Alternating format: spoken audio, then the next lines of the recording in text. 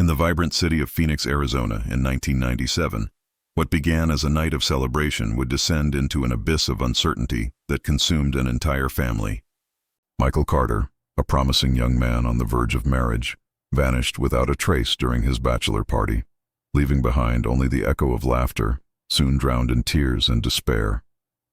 For years, his absence haunted every corner of the city, an open wound that neither the police nor his loved ones could heal. What no one knew was that the raw and disturbing truth had been hidden all along, waiting to be uncovered in the most unexpected place, the forgotten roll of film inside a camera. How could such an ordinary object contain a secret so devastating it would rewrite the story of a disappearance once thought unsolvable? Before we dive into this unsettling account, if you value real-life mysteries like this one, make sure to subscribe to the channel and turn on notifications so you don't miss the next case. And let us know in the comments which city and state you're watching from. We're always curious to see how far our community reaches. Now let's discover how it all began. The Arcadia neighborhood in Phoenix was, in 1997, an upper-middle-class enclave known for its tree-lined streets and modernist homes that radiated a quiet prosperity. It wasn't a place of lavish luxury, but of hard-working families who prized stability and reputation.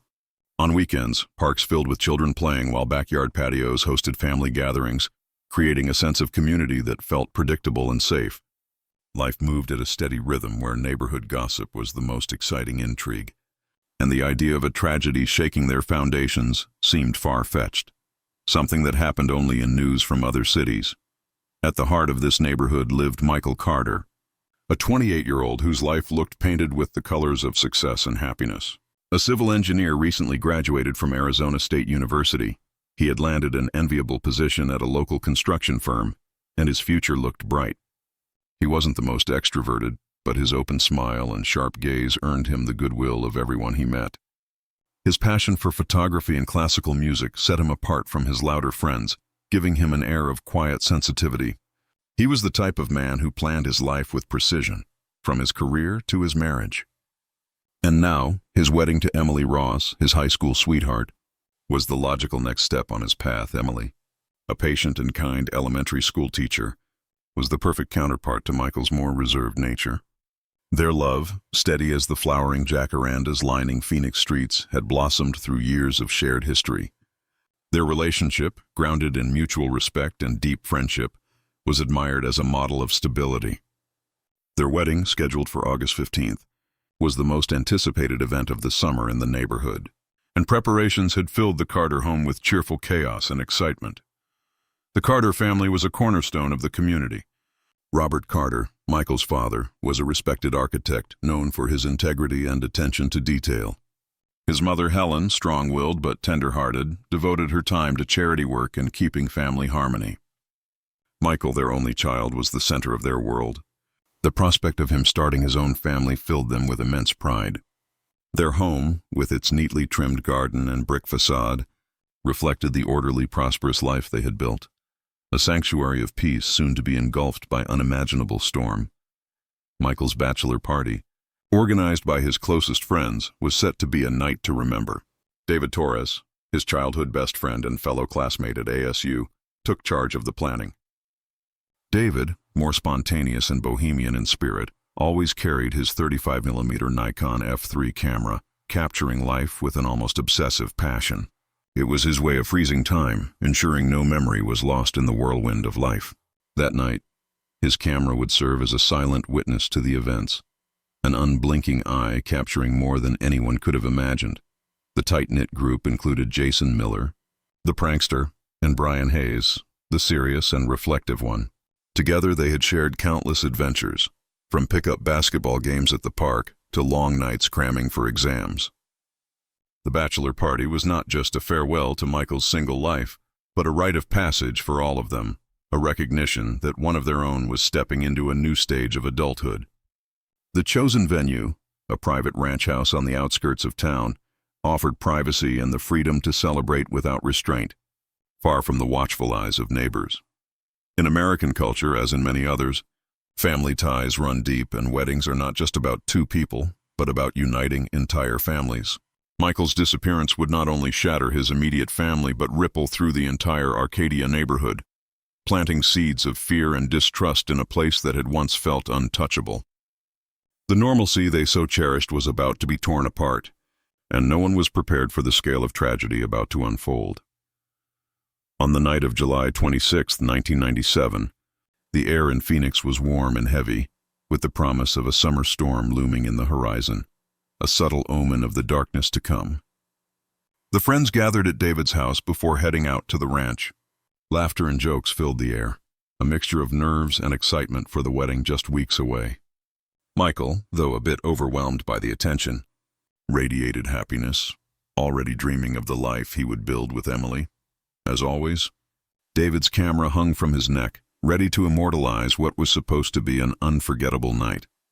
The ranch, located in the rural outskirts near Apache Junction, was secluded, surrounded by fields away from the city's glow.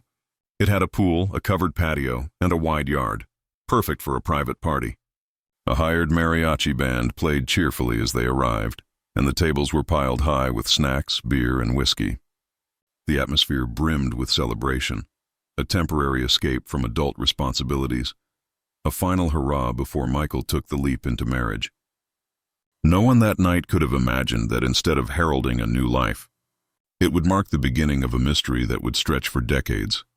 Michael Carter's story would not just be that of a missing man, it would become the story of a community stripped of innocence, of a family crushed under the weight of uncertainty, and of how the smallest details, so easily overlooked, can conceal the most devastating truths. The film in David's camera, its images frozen in time, would become the mute witness of a night that changed everything, a visual testament to Michael's final moments before the curtain of mystery fell over him. By midnight, the party reached its peak. Some friends had already left, but the closest circle stayed behind. Michael, more relaxed now after a few drinks and plenty of jokes, was last seen by David near the patio, chatting with Jason and Brian. His face, lit by the glow of candles, carried a genuine smile. He seemed happy, at ease, unaware of the shadow about to consume him. Not long after, Michael mentioned he was heading to the bathroom, located in a small outbuilding next to the main ranch house, about 60 feet from the patio. It was a short walk, lit only by a row of dim bulbs disappearing into the vegetation. No one thought much of it. A bathroom break was normal at any party. Jason joked for him not to take too long, and Michael waved his hand with a grin before vanishing into the shadows. 15 minutes passed. Jason, still chatting with Brian, realized Michael hadn't come back. "Hey, where'd the groom go? You think he fell asleep in there?" he joked, though unease was already gnawing at his stomach. David, who was changing the roll of film in his camera, overheard and looked up too, scanning the handful of guests still lingering around. Brian, ever pragmatic, suggested maybe Michael had stepped out for some air or tried to make a phone call. Back in 1997, cell phones weren't so common, and out here in rural Apache Junction, reception was spotty at best. It was possible. Still, a subtle anxiety crept in. The music kept playing, but the atmosphere began to sour. Jason decided to check. He walked down the narrow path, calling Michael's name. The small building was dark and silent. He knocked on the door, no answer. He pushed it open. The bathroom was empty. The light was off. No sign of Michael. A chill raced down his spine. He returned to the patio, face pale. "He's not in there," he said. And just like that, silence fell over the party. David and Brian joined the search. They swept through the main house, bedrooms, kitchen, the garden. They shouted his name, but only their own echoes answered. The ranch was large, with plenty of corners and thick trees, and the sense that something was wrong grew heavier by the minute. The night breeze, once refreshing, now felt icy cold. They widened the search into the surrounding property, walking down the dirt road that led to the highway, using the headlights from their cars as makeshift flashlights. The rural darkness pressed in, broken only by the distant glow of Phoenix. No signs of struggle, no personal items, nothing at all. It was as if Michael had evaporated into the night air. Jokes gave way to panic. With his heart racing, David tried calling Emily from the ranch house's landline, but the phone was dead. Desperation overtook them.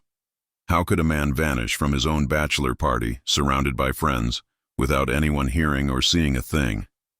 The question burned into their minds. By 3 a.m., out of options, they decided to drive back to the city and alert authorities. The ride was silent, tense, each man lost in his thoughts and a creeping sense of guilt. Had they drunk too much? Had they been paying enough attention?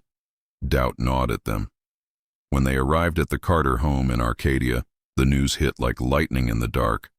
Helen fainted as soon as she heard David's broken voice. Robert, a man of iron, felt the weight of his world collapse. Emily, who had been waiting by the phone, crumbled onto the couch. Her dream of a life with Michael shattered in an instant. Phoenix police were notified. A patrol car arrived at the Carter home, officers weary-eyed as they took the first statements. Their disbelief showed plainly. An adult vanishing from a bachelor party wasn't common. The initial theories leaned toward drunken mischief or a prank gone too far. Michael's friends, David, Jason, and Brian, were questioned. They recounted everything as precisely as they could, but their memories were clouded by alcohol and confusion. The only certainty, Michael had gone to the bathroom and never returned. The first sweep of the ranch revealed nothing. No signs of a struggle, no footprints, no belongings out of place. The property looked untouched, save for the usual clutter of a party, empty bottles, scattered cups. Nothing hinted at a crime. In the days that followed, anguish turned into chaos. The disappearance spread quickly across local news. Friends and neighbors joined the Carters in search brigades, plastering Phoenix with flyers. Michael's smile, once a symbol of joy, now stared back as a haunting reminder. Under growing media pressure, police intensified their investigation. They combed the ranch's surrounding fields and dirt roads, interviewed the property owners and nearby residents, anyone who might have seen something. But every lead ran cold. Michael was simply gone. A kidnapping was considered, but no ransom call ever came. The theory of him walking away voluntarily surfaced too, but it didn't fit. He was a man with plans, a future he loved, and a wedding just weeks away. Why would he vanish without a word? One subtle detail overlooked at first gained weight as days passed. The absence of Michael's small backpack, the one he always carried, holding his wallet, keys, and a pocket journal. No one had seen it since they arrived at the ranch. At first they assumed he had left it somewhere, but its disappearance soon became another haunting question on the list. The investigation stalled. Detectives faced a case without a body, a clear crime scene, or reliable witnesses. Each passing day deepened the family's despair, their hopes slowly crumbling into the brutal reality of a disappearance without explanation. Michael's friends, especially David, were consumed by guilt. He pored over the photos from that night again and again, searching for a clue. But the images only showed the joy of a party, a moment frozen in time, blind to the tragedy about to unfold. His Nikon, still loaded with half a roll, was tucked away in a drawer. The bachelor party photos, once meant to be cherished memories, had become a painful testament to Michael's last night. No one wanted to see them. No one wanted to relive that moment. The undeveloped roll of film turned into an object forgotten. Yet it remained, a mute witness to a tragedy no one could yet understand. For Emily, time stopped on July 26, 1997. The wedding dress hanging in her closet became a shroud of broken dreams. The first months were a haze of denial and frantic searching. Every phone ring, every knock at the door sent her heart racing, only to have hope crushed again and again. Helen withered under the grief. Her once bright eyes dulled into a sadness beyond tears. She spent hours tending to Michael's garden, as if keeping his plants alive could somehow keep him close. The house, once alive with laughter and wedding plans, turned into a mausoleum of memories. Every object of Michael's cut like a knife. Robert poured his anguish into obsession.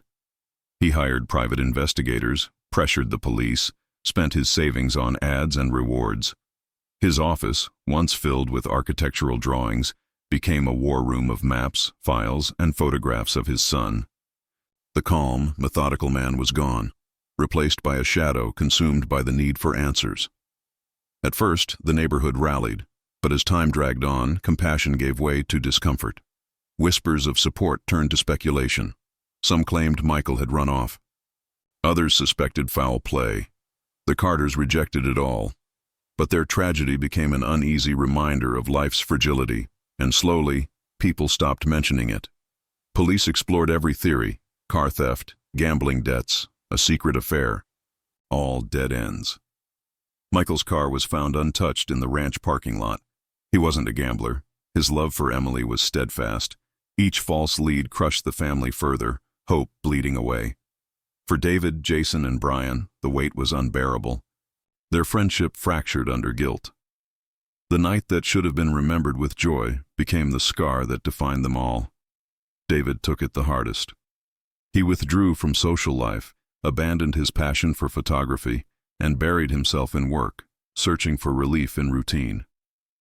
Jason tried to move on, but Michael's shadow followed him everywhere, and Brian grew even more introspective, unable to process the loss. Over time, Emily tried to rebuild her life. She returned to teaching, seeking comfort in the innocence of children.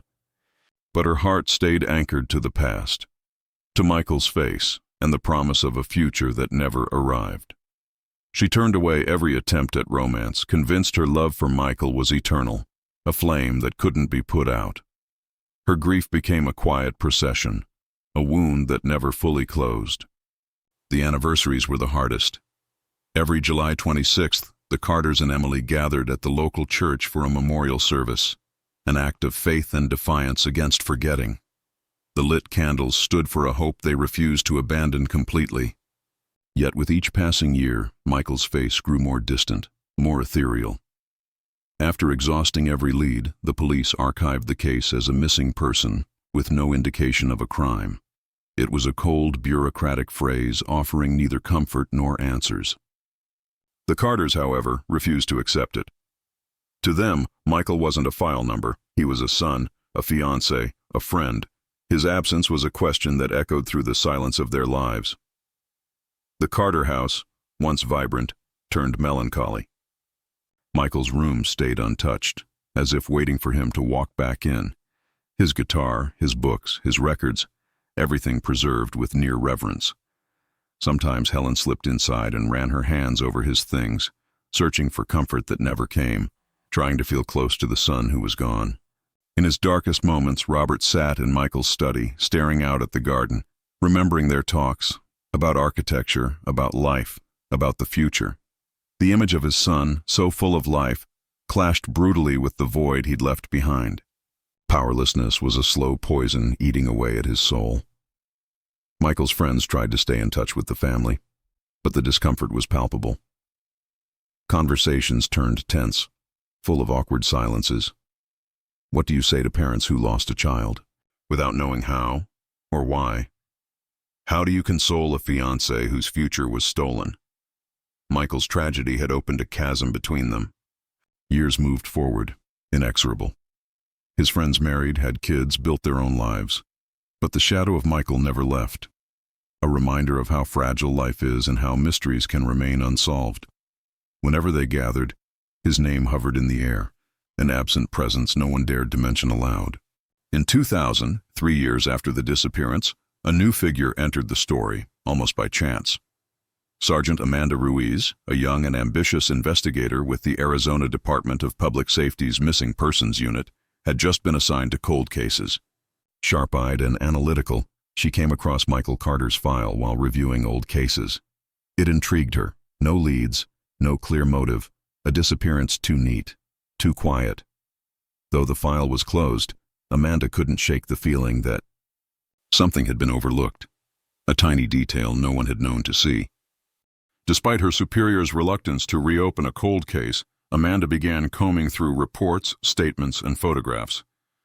She interviewed the original officers, but gained no new insight. Everyone agreed. Everything possible had been done. Michael had simply vanished. Sergeant Ruiz visited the ranch where Michael was last seen. The place had changed. The patio cover sagged, the pool lay empty and dirty, the garden wild and neglected. The once festive atmosphere felt heavy now, saturated with silence. She walked the same path Michael took to the bathroom, trying to reconstruct those last moments, hunting for an anomaly, a sign. She spoke with the current property owners who barely remembered that night at all. They'd rented to so many groups since then.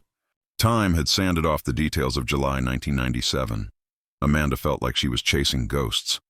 Yet her instincts told her not to quit. The Carters, grateful for her renewed attention, were exhausted by years of false hope. In a voice barely above a whisper, Helen handed Amanda a box of Michael's personal items, faintly hoping something inside might help. There were childhood photos, letters from Emily, and a couple of undeveloped rolls of film. Amanda examined them. They were 35mm, standard for the era. One roll was still sealed. The other was partially shot, with exposed, scrawled on the label. She asked Helen where they'd come from. Helen vaguely recalled that David, Michael's best friend, had taken lots of photos. Almost on autopilot, without high expectations, Amanda decided to have the film developed. It felt like a formality, one last gesture in a case drifting toward oblivion. The images might just be party snapshots, happy moments that would add only more pain. But that stubborn spark of intuition told her not to ignore even the smallest thing. The photo lab was an old shop with the unmistakable scent of chemicals. The technician, an older man with thick glasses, took the role with the ease of someone who'd processed thousands, weddings, baptisms, and every so often, crime scenes for the police. Amanda waited with a blend of skepticism and a flicker of hope that refused to die. She didn't know she was about to unearth a truth buried for years, one that would forever change how people saw Michael Carter's case. That forgotten roll, tucked away in a drawer for so long, held within its thin emulsion the key to what really happened that night. Once developed, the images would show more than the joy of a bachelor party. They would reveal a fragment of truth no one had yet noticed. A silent testimony to Michael's final moments, captured through his best friend's lens. For Mr. Peters, the lab tech, the dark room, with its chemical aroma and dim red glow, was a sanctuary. After more than 40 years in the trade, his weathered hands had guided countless rolls from latent to visible, from family milestones to the rare, chilling frames the police brought in. Amanda handed over the 35mm roll, Kodak Gold 200, with instructions to develop and print without rush, but without delay. She didn't expect much, just another box checked in a cold case. But Mr. Peters knew every roll carried a story, sometimes the kind no one expected. Amanda returned to her desk and the grind of calls and case files. The Carter file was one among many, a constant reminder of the secrets a city keeps. 2 days later, her phone rang. It was Mr. Peters. His voice, usually calm and monotone, carried an urgent edge. "Sergeant, you should come see this. There's something on this roll that isn't normal," he said, a mix of puzzlement and concern in his tone. That small spark inside Amanda flared. At the lab, Mr. Peters had a series of prints laid out on the light table. The first images were exactly what you'd expect. Michael laughing, Jason pulling faces, Brian raising a glass. Party photos, joyful, carefree, capturing the feel of a late 90s night in Phoenix. Amanda studied them with a blend of melancholy and confirmation. So far, everything looked predictable. But as Mr. Peters slid the next photographs into view, the air in the small room changed. The sequence had turned strange. One photo showed Michael from behind, walking toward the bathroom, his figure slightly blurred from motion. Then came a series of rapid, almost accidental shots, as if the camera had gone off by mistake or in the middle of a struggle. They were blurry, poorly framed, but deeply unsettling. One image in particular stopped Sergeant Amanda Ruiz cold. It was dark, almost a silhouette, but Michael's outline could be seen near the bathroom door. What wasn't normal was the faint shape of another figure, hard to make out, either behind him or at his side, in a posture that suggested anything but friendliness. The quality was poor, but the shape of an outstretched arm, maybe even a hand, was unmistakable. It wasn't a party pose. It was something tense, something darker. Mr. Peters pointed to the image with his pencil. "This one caught my eye, Sergeant. Looks like the camera was dropped or jerked suddenly. And here, the flash, even though weak, seems to have picked up something in the background.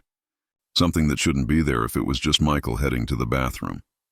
His words confirmed Amanda's rising dread. The photo was a puzzle, a snapshot of a crucial moment hidden for 3 years. The next frame was even more disturbing.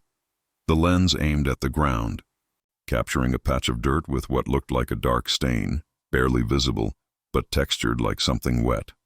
Next to it, a small shiny object glinted, too unclear to identify. Out of context, the photo would have meant nothing. But here, in sequence, it felt ominous. And this one, Peters continued, seems to be the last on the roll. A shot of the night sky, very dark, a few stars. But the horizon's tilted, like the camera was lying on the ground pointed upward. And here, lower right corner, there's a shadow. A shape I can't make out, but it looks big. The description only deepened the mystery. David's camera had captured more than a party. Amanda felt a chill. These weren't accidents, they were fragments of an event, a visual narrative hidden in a drawer. The stain on the ground. The blurry figure behind Michael. The camera tipped toward the sky. Nothing about this suggested a simple accident or a man who walked away. Something more had happened, and David's camera had seen it. Amanda carefully gathered the photos, her mind racing. The image quality was challenging, but the sequence was undeniable. David, the friend who always documented everything, had unwittingly recorded the last thread of truth. His camera had been a silent witness, waiting 3 years to speak. This was the detail her instincts had told her was out there, the missing piece that could redirect the entire investigation. The first step was clear. She had to return to the ranch. This time with specialists. The scene had to be recreated, the perspectives lined up, every detail combed over again. 3 years was a long time, but the earth holds secrets patiently. Word of the reopened Carter case, fueled by these new photographs, spread quickly through the department. Some colleagues were skeptical, others intrigued, but everyone watched Amanda's determination. She knew she was risking her reputation, but the blurry outline of Michael and that shadowed figure were burned into her mind. She called the Carter family. Her voice was steady but gentle as she explained she had found new leads, that the case would be reopened. On the other end of the line, Helen's voice trembled with a mix of hope and fear, a reminder of the weight Amanda carried. She couldn't give them false promises, but she couldn't ignore this either. The next step was obvious. David, Jason, and Brian would need to be re-interviewed. Their original testimonies, clouded by shock and alcohol, had to be revisited in light of the photos. Would they remember something more? Had they left out details, consciously or not? The camera hadn't just captured images. It had dragged hidden truths back into the light. Amanda presented the photos to her commander, Captain Morales, a gruff old-school cop. He was skeptical. "Sergeant, you're telling me these blurry snapshots from 3 years ago are enough to reopen a case?" They could be anything. Bad framing, tricks of the light. Amanda stood her ground, laying out the sequence, the anomalies, the context, the logic, and above all, her conviction. Reluctantly, Morales gave her the green light. Back at the ranch near Apache Junction, Amanda arrived with a forensic team and a specialist photographer. The place was further decayed, but its bones still echoed that July night. The team focused on the bathroom area, using the photos as guides. The photographer tried to replicate David's angles, light, perspective. Under ultraviolet light, a faint stain was still visible on the ground, nearly erased by time and summer storms. Forensics collected soil and vegetation samples. Meanwhile, Amanda brought David in for questioning, without showing her hand at first. He was older now, worn down by years of guilt and visibly nervous. When she finally slid the photos across the table, his face went pale. "No, I don't remember taking these," he whispered. His voice cracked. David explained he had been changing the film roll when Michael left for the bathroom. He recalled setting the camera on a small side table by the patio next to his bag. "I thought I put it away after loading the new roll.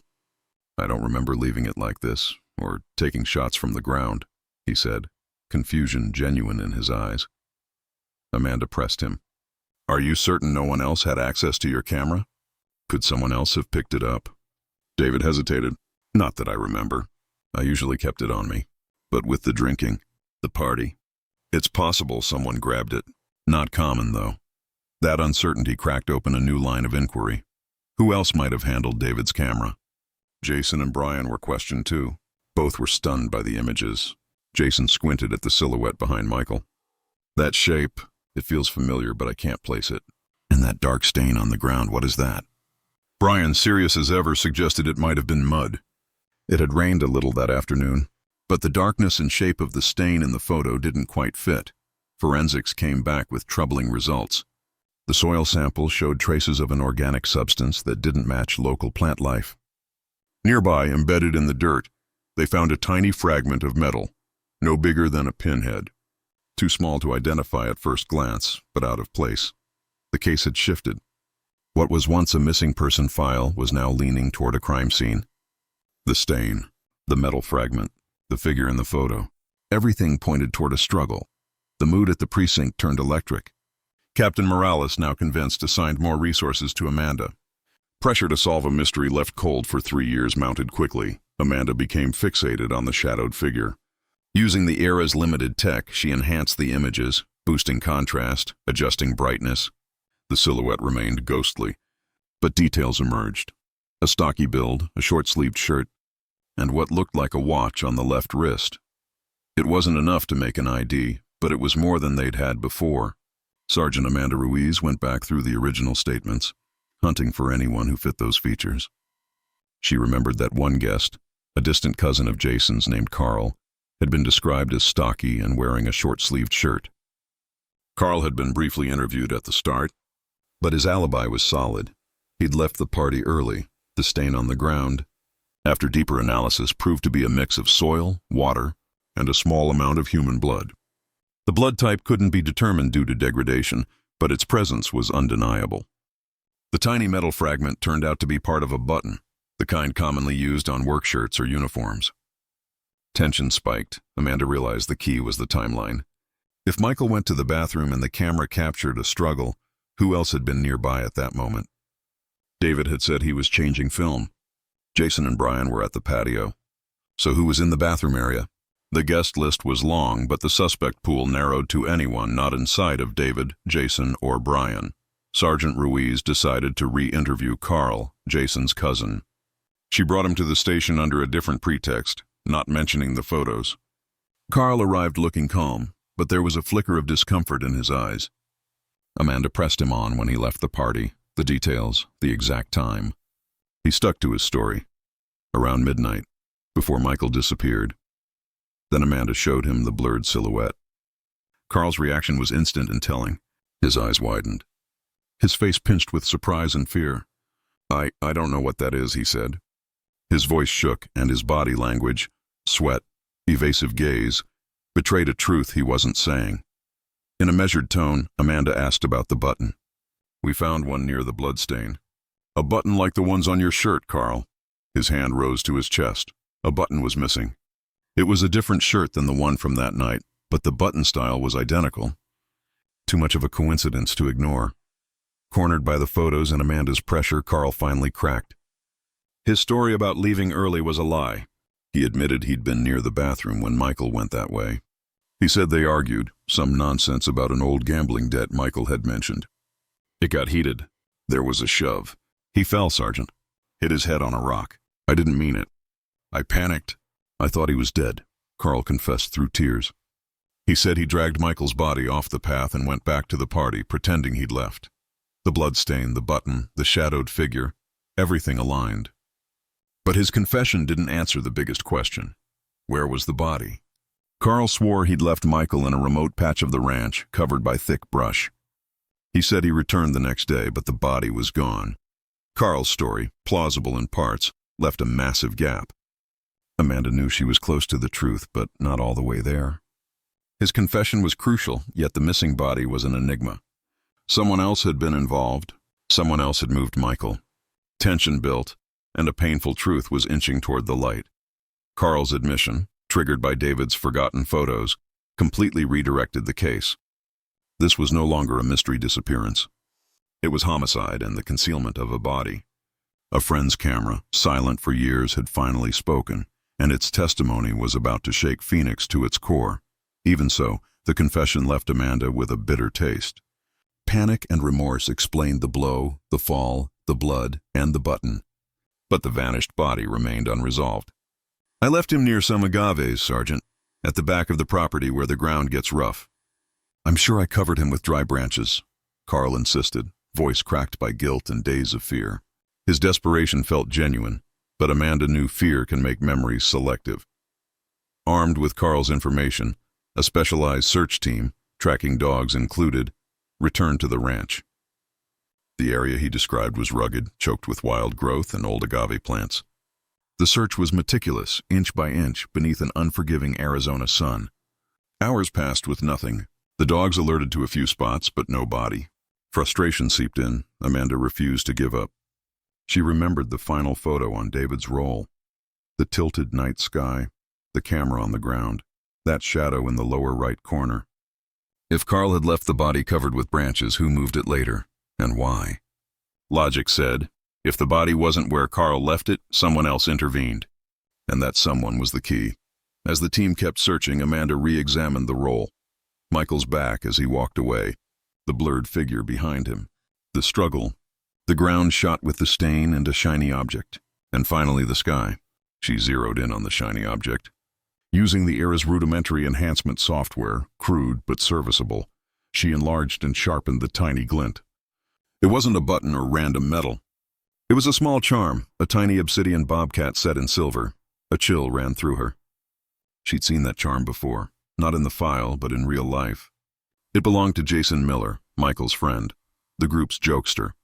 Jason always wore a silver necklace with that unusual bobcat charm, a gift from his grandmother he called his good luck piece. It was unique, unmistakable. The charm's presence at the scene, right beside the bloodstain, was a devastating revelation. Amanda confronted Jason, summoning him to the precinct with none of the earlier soft edges. She showed him the enlarged photo of the charm. Jason went pale. His usual grin evaporated, replaced by pure terror. That's mine," he stammered. "I must have dropped it that night." "I didn't think anything of it. Amanda didn't buy it." "It didn't just fall, Jason. It fell in the exact spot where Michael was struck, where Carl left him thinking he was dead. And you weren't on the patio with Brian. You were there." "What did you do, Jason?" The pressure was crushing. Jason broke. Tears spilled, and the real story, start to finish, began to surface. He confessed he had followed Michael toward the bathroom, not with bad intentions, just to play a prank, like always. He saw Carl and Michael arguing. It escalated. He watched Carl shove Michael, watched him fall and hit his head. Panic took over. He saw Carl drag the body and cover it. Jason froze. When Carl returned to the party, Jason went to where Michael lay. He confirmed there was no movement.